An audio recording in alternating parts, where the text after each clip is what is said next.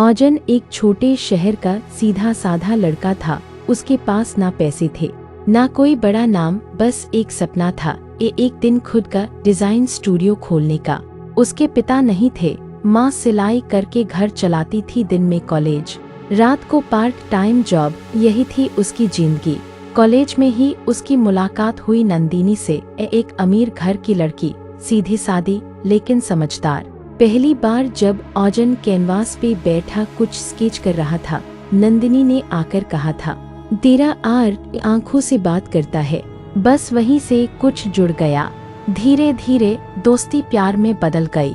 बारिश में भीगते हुए भागकर समोसे खाना, लाइब्रेरी में एक ही किताब पढ़ना, बाइक पे घंटों घूमना, ये सब उनका रूटीन बन गया।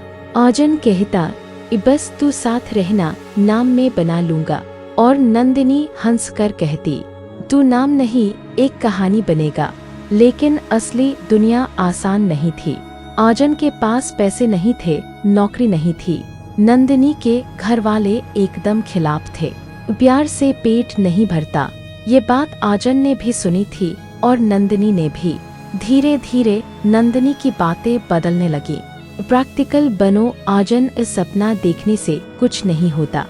आजन चुप था मगर दिल में तूफान था। एक दिन वो बाजार से गुजर रहा था, तभी सामने से आती नंदिनी दिखी, किसी और लड़के के साथ शादी के कार्ड बांटती हुई। आजन रुका, बस एक बार उसकी आंखों में देखा। कोई सवाल नहीं किया, कोई गुस्सा नहीं जताया, बस चला गया। उसी महीने आजन की माँ भी चल बसी। अब वो एकदम अकेला था, घर खाली, दीवारें खामोश और दिल टूटा हुआ। लेकिन उसने हार नहीं मानी। दिन रात एक करके वो फ्रीलांस काम करता रहा।